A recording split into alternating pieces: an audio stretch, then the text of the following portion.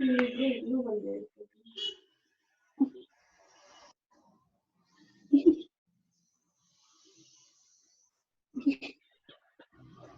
Fail ಮಾಡಿಸ್ಬಿಟ್ಟಿರ್ತಾರೆ. ಇಲ್ಲ ಇದೆ break fail ಮಾಡ್ಸಿರೋದಿದೆ. ಅವಳ ಮಾಡ್ಸಿರ್ತಾಳೆ.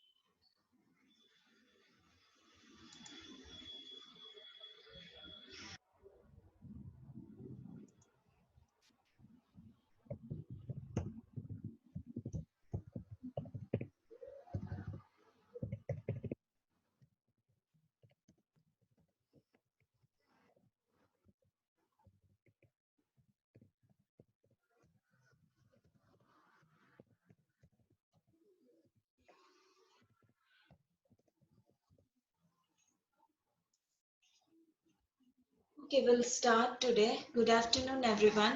So in the previous class, we had discussed various serial interfaces. So in that we had studied I2C bus, SPI protocol, and then you had studied UART.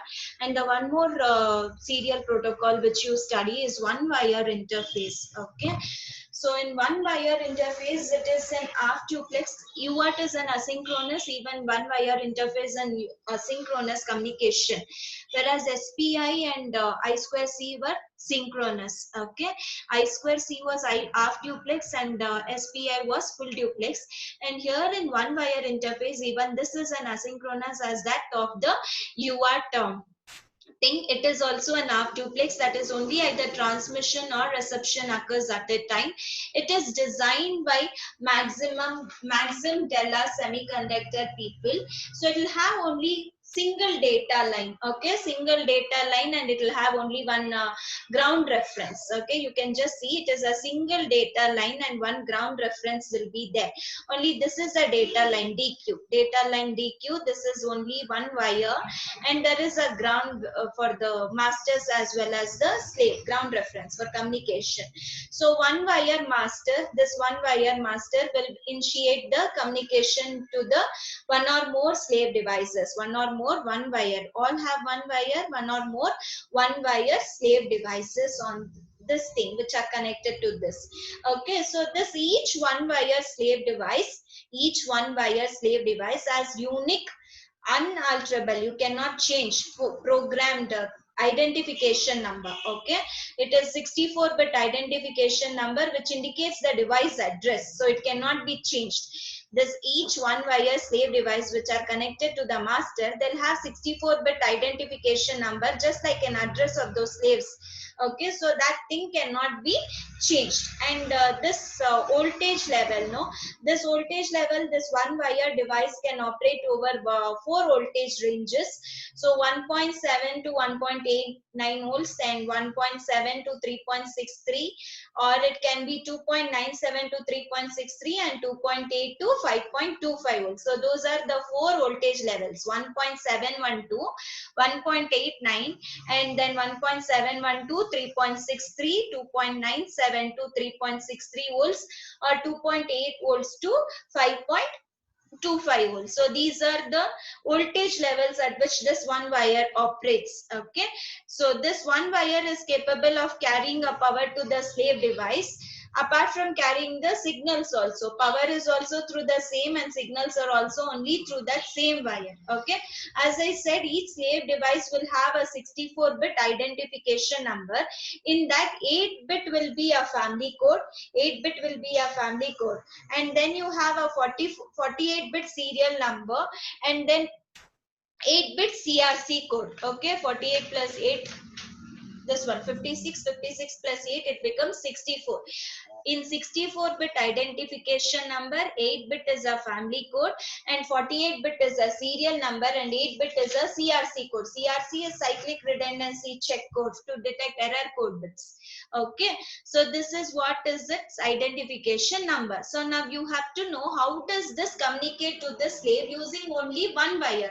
So usually the basic operations of one wire is just to send a reset pulse, or it is write only 1 bit, or read a bit, or write a 0 bit, read 1 bit, or read 0 bit, whatever. So those are the basic operations, either to send a reset pulse, or to write a 1 or a 0 bit, or to read 1 or 0 bit. Okay, so how does it do? So it makes use of the pulses. Okay, so we will just see what are the steps it takes to communicate with the slaves. So first, master sends a reset pulse. Okay, master will send a reset pulse in order to initiate the communication.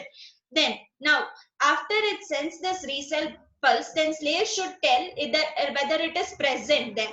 Okay, it should respond, it should acknowledge. Okay, so then slave will send a presence pulse on the bus.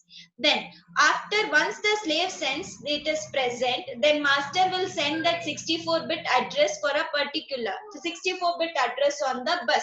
So the corresponding slave will respond to the master. Okay, then master will either send, whether it will send, whether it, master will tell whether read operation or write operation to be done.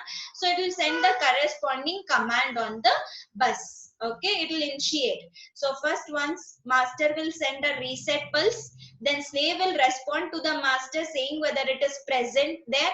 Suppose if it get a presence pulse, then master will send the address. Okay, 64-bit address, and then slave will respond to initiate the communication with the slave.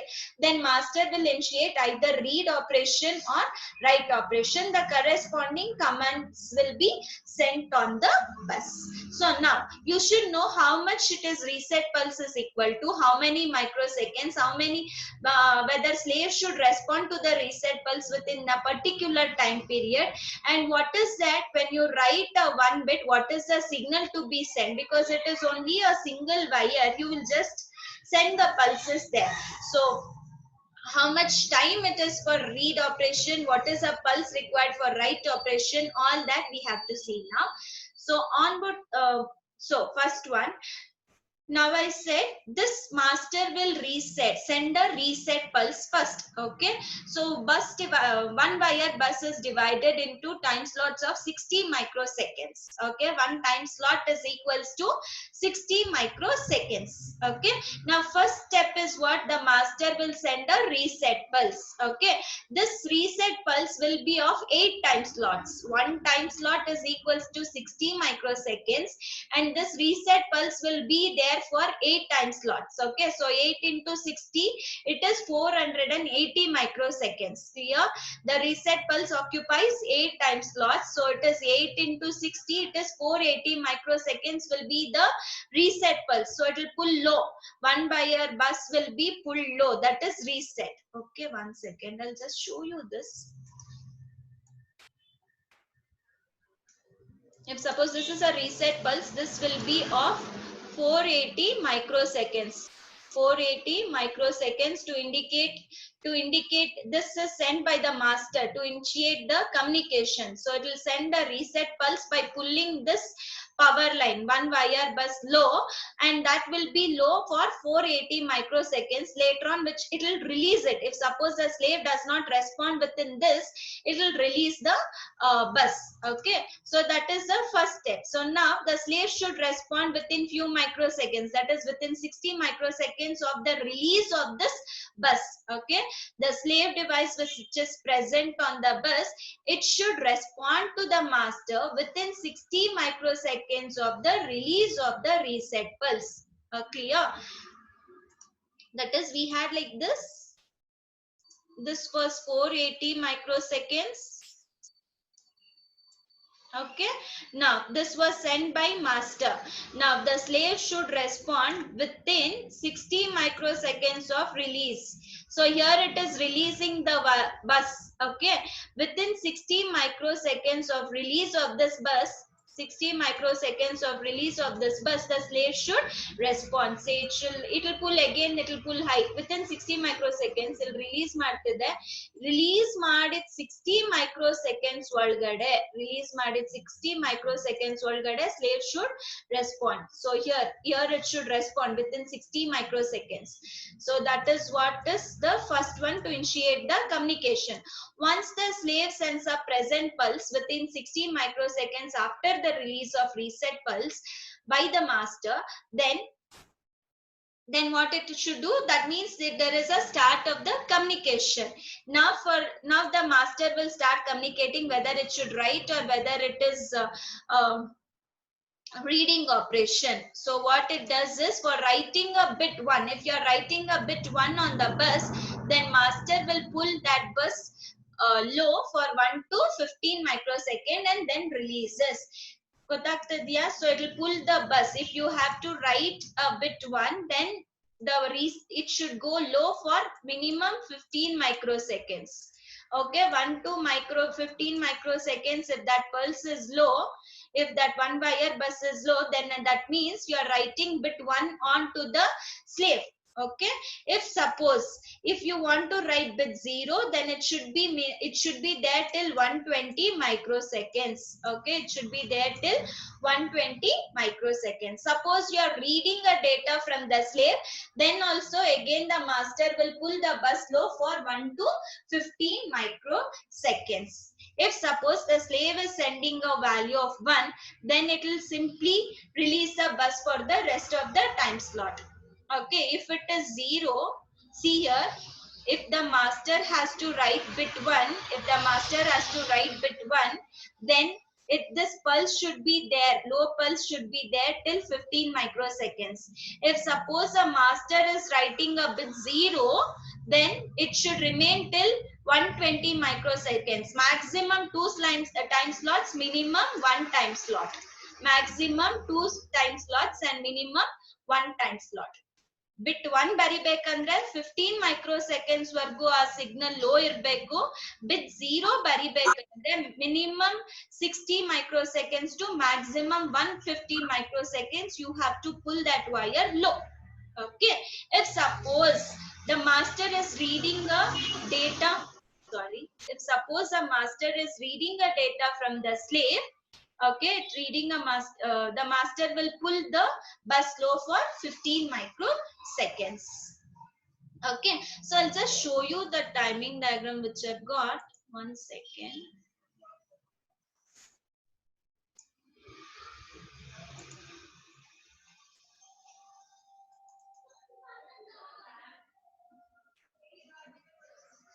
Yeah, can you just see this? Are you able to see? Yeah, so this is what, if read 0 bus timing 60 microseconds, and this is read 1 bit timing 15 microseconds are less. This is reading 1 from the slave, and if at all it is reading 0, then the time slot is 60 microseconds. And same way you have for write.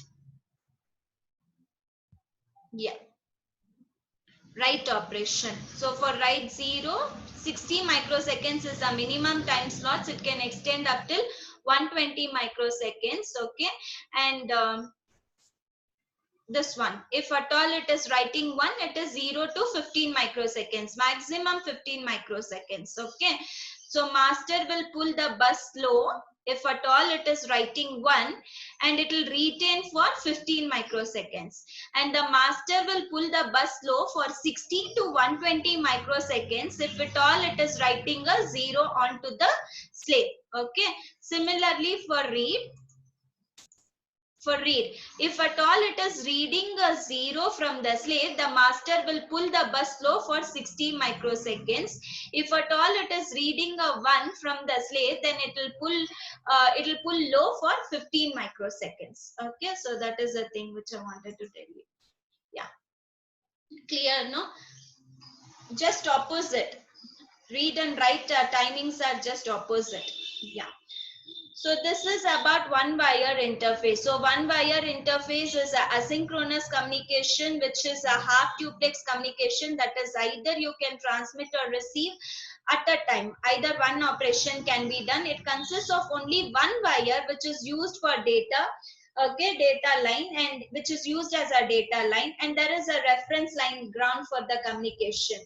And so this master will initiate the communication by sending the reset pulse onto the bus, and then the slave will communicate it through the master. Oh, you couldn't see that? Okay, I'll just share it.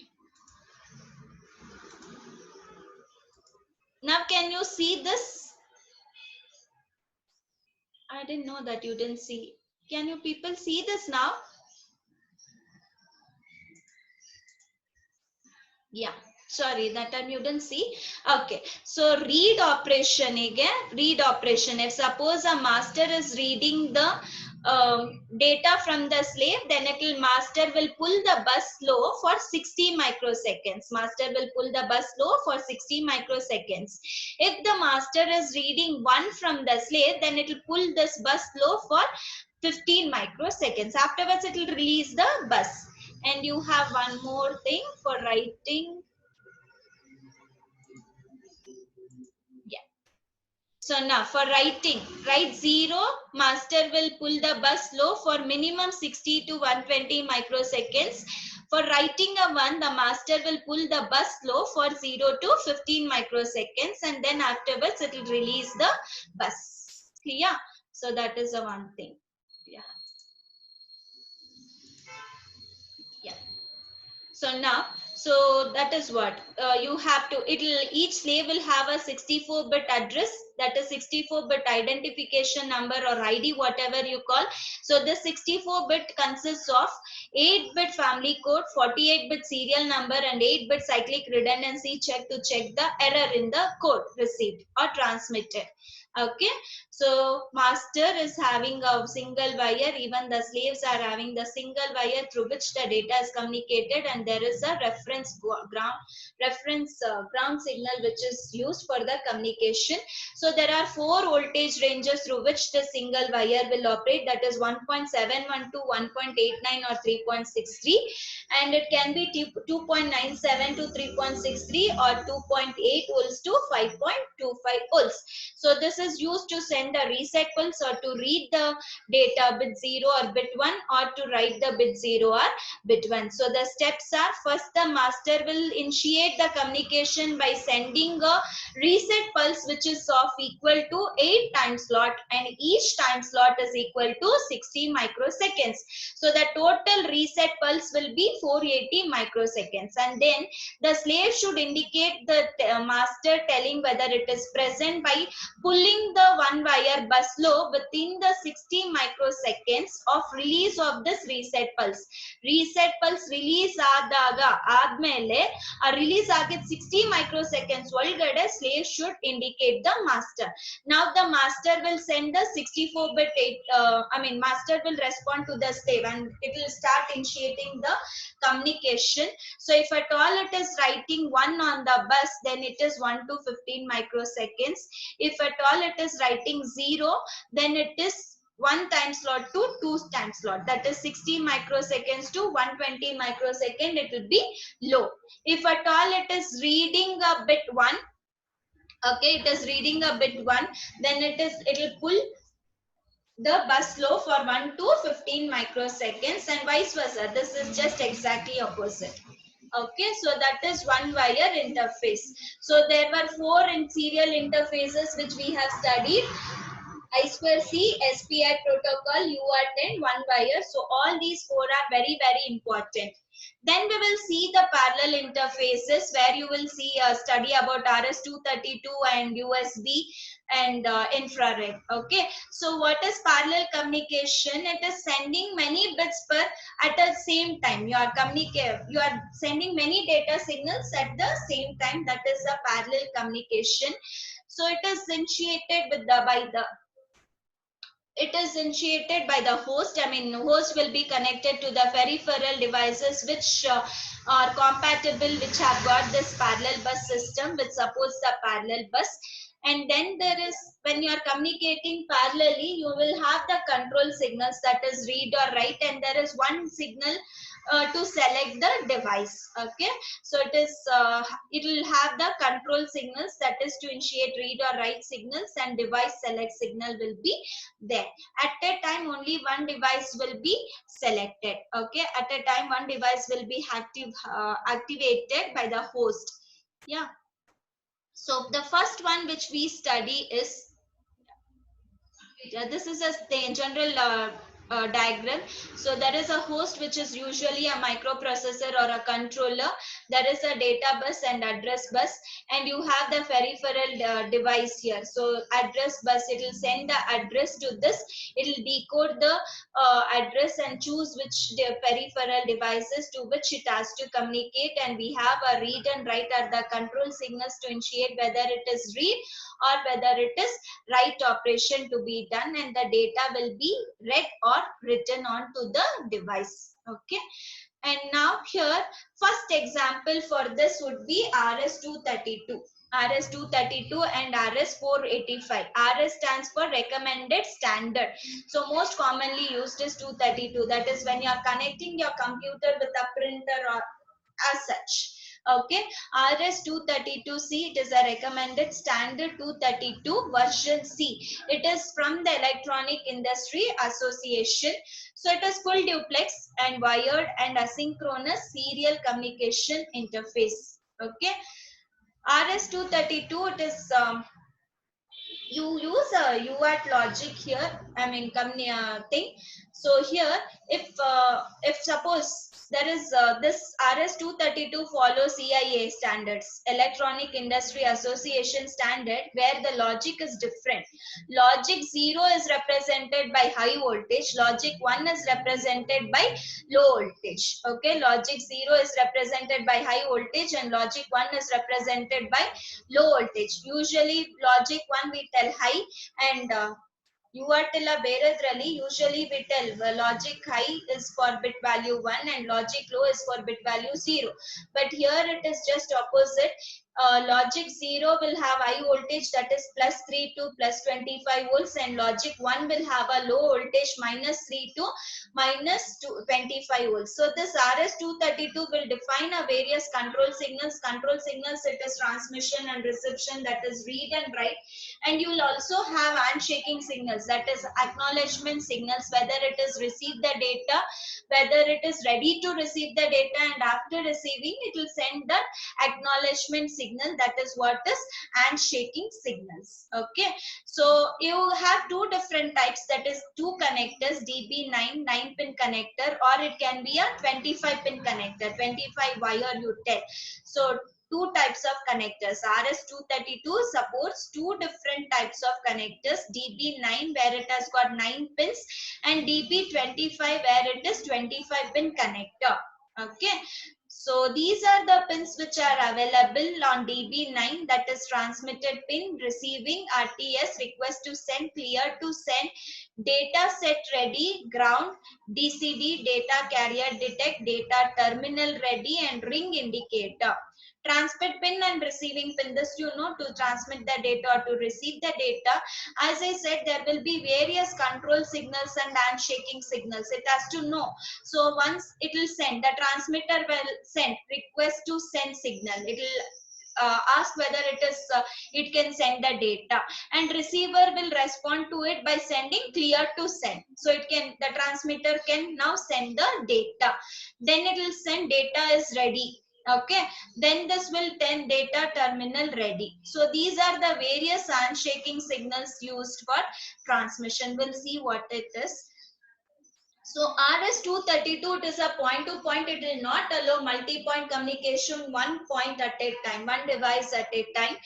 So here it will have data terminal equipment and data communication equipment. It will have two devices, data terminal equipment and data communication equipment. Okay, if suppose this this transmitter pin of this data terminal equipment will be connected to receiving pin of data communication equipment. Okay, as this is a transmitter, if you tell, so this transmitter pin will be connected to receiving pin of data communication equipment and vice versa for proper data transmission. Okay, either the transmitter pin either receiving pin either the transmitting pin either the receiving pin vice versa. Now what it will do, data terminal equipment will send request to send. Okay, request to send signal to this receiver, and this will respond to this transmitter by sending CTS signal. Okay, there are two signals in order to have the proper communication between data terminal equipment and data communication equipment. One is RTS and CTS. So data terminal equipment will send request to send signal to this DCE, and DCE in turn it will respond to DTE by sending clear to send signal. Once this is done, now it is ready to accept the data. Okay, DCE is ready to accept the data because it has sent the CTS signal. Now once it is ready, DTR, data terminal ready signal will be activated by DTE. Okay, if at all this is ready to accept the data, then this will send data terminal ready. That means DT is ready to accept the data. Okay, and data set ready signal is activated by DCE. Okay, data set ready signal will be activated by DCE. And DCD is used by DCE to indicate that DTE, that a good signal is being received.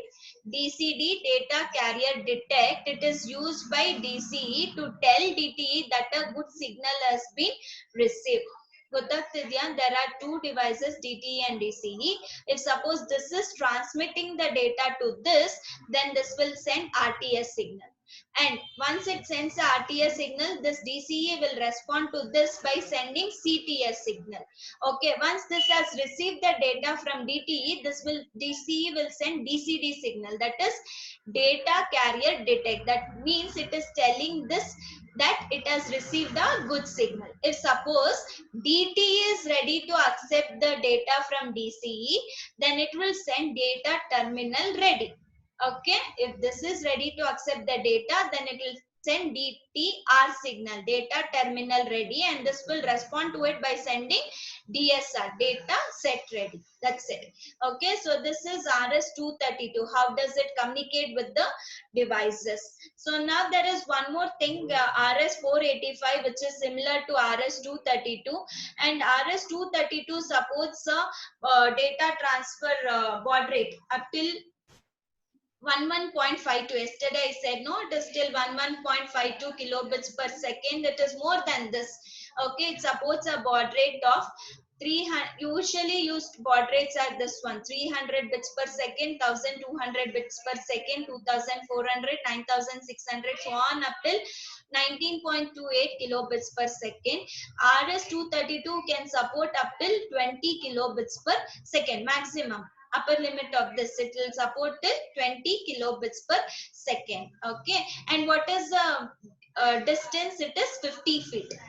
To cover this maximum baud rate 20 kilobits per second, the distance supported is 50 feet.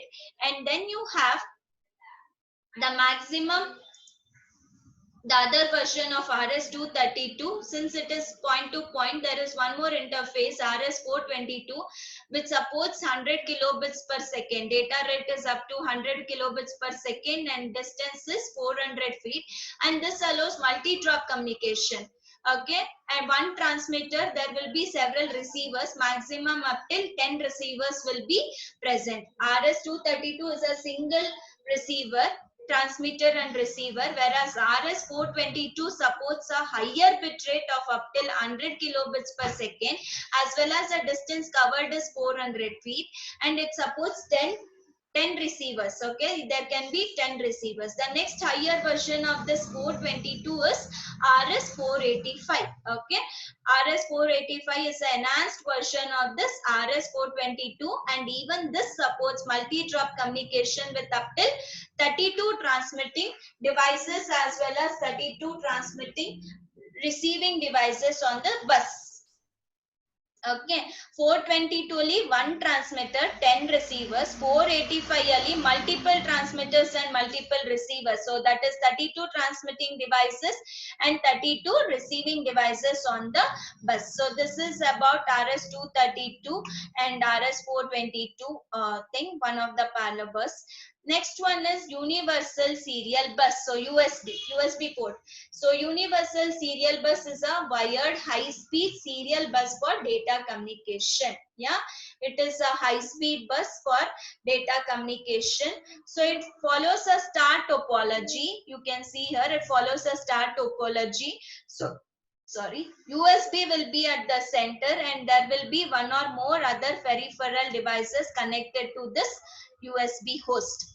Okay, so this is one host which is connected. Then here you have several other peripheral devices connected to this host. So it can support the connections up till 127. Okay, including the peripheral devices and other sub USB host. So it will have a host controller which is responsible for controlling the communication between the various peripherals, that is slaves. So it will be sent in the form of packets, data for packets. The data will be sent in the form of packets. So there are different standards used, that is open host control interface and universal host control interface. Okay, to implement this you have open host control interface and universal host control interface. So how does this work? So there is a connection between the physical connection between the peripheral device as well as the master, that is the host, and communication distance is up to 5 meters. It can, the USB cable can communicate in up till 5 meters the distance, and it has got two different types of connectors, namely type A and type B. Like we had for 9-pin connector and 25-pin connector, same way you have two types of connectors, type A and type B. Okay, so then to connect the peripheral device with the host, that is the cable types. Type A connector is used for upstream communication and type B communicator is used for downstream communication, that is connection with the host and connection with the slave device. So what this type A connector and type 4 connector comprise of? It will have 4 pins. One is the power supply, one is the data carrier line, 2 data carrier lines, and one is the ground signal line. Okay, data carrier line, and one is the ground signal, and one is for power supply line. Okay, then you have so it supports 4 different data transfers, namely control, bulk, isochronous and interrupt. There are 4 different types of data transfers which can take place using USB, that is control, bulk and isochronous and as well as interrupt. So control transfer, it will be used like any issue commands or any configuration queries like that, you will go for control transfer. If it is bulk transfer, that means you are sending a bulk of data, I mean block of data to a device. So when you are using this bulk transfer, it will also support the error checking and correction. Okay, that is like you are sending printing the data, printers. So that is we are sending a block of data, set of data to a device. Okay, isochronous data transfer is real-time data communication where data streams are transmitted on real time. So it will not support error checking or retransmission of data because it is real-time thing which is happening here. So there you have no like you may have the error also on real time you are doing. So that is isochronous transfer. Interrupt transfer is for only when you have to send a small amount of data, then we go for interrupt transfer. Okay, small amount of data to be sent, then we go for interrupt transfer. So there what we use polling method, whether to see whether it has received the data. I mean, you will keep checking whether the USB has got any data to send. So that frequency has to be there. So that time is 1 to 255 milliseconds. Frequency of polling is determined by the USB device, and it varies from 1 to 255 milliseconds. Like mouse, keyboard, which transmits fewer amounts of data. That is for interrupt transfer. Clear is it? Control, it is only to check the query's configuration information. Bulk transfer is sending a set of data to a device. Isochronous is real-time communication, and interrupt is whenever we have only small amount of data to be transmitted. Okay, so these are the different types of data transfer supported by USB device. And then we have the other communication interface called IEEE 1394 FireWire, you call IEEE 1394 standard. So this is also a high performance serial bus, high speed communication bus, and this was designed by Apple people in 1985, and the term was coined by IEEE people. So this is popularly called as FireWire. And I.Link, there is one more. I.Link is also the 1394 standard from Sony, and then this 1394 supports point to multi-point communication also, and peer-to-peer communication. Point to multi-point, one to many. So 63 devices can be connected in a form of tree topology. Okay, and data rate is up from 400 to 3200 megabits per second. Million bits per seconds. Okay. It uses different data transfer techniques, and it supports 3 types of connectors: 4-pin connector, 6-pin connector and 9-pin connector. You have to just tell what it is, which was a company designed and which thing, and what does it support. Peer-to-peer connection, point to multi-point, that is one to many. And what is the speed of the data transfer? It is 400 to 3200 million bits per second. What are the types of connectors available to connect? It is 4-pin connector, 6-pin connector and 9-pin connector, which you call it as beta connector, and 6-pin connector is called as alpha connector, and this can also carry the power to support the other devices. Okay, so the power supply could be of the range 24 to 30 volts, or sometimes it is 9 to 20 volts for the Apple thing. Okay, so these are the pins available on that. 4-pin connector, only you have this differential signal line, 3 differential signal lines. 6-pin connector, you have power. So that is what 6 and 9-pin connector carry power also to support the external devices. 4-pin connector, you have only data signal line, 4 data carrier line. Okay, Whereas in 6-pin and 9-pin connector, we have a power line also. This is 1, and pin number 1 and pin number 8 carries power, and the remaining we have the data signal lines. And 9-pin connector is also having one more ground lines also will be present, 2 ground lines. Okay, that is about 1394. And yeah, this is a thing which is being explained here. So most popular uses is digital camera, cam recorder, scanners, everything works on this 1394 protocol. Then we have infrared communication. Okay, infrared communication. So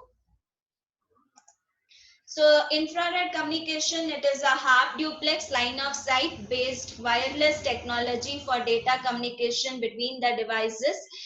And you have infrared waves being used at particular range. So it ranges from communication ranges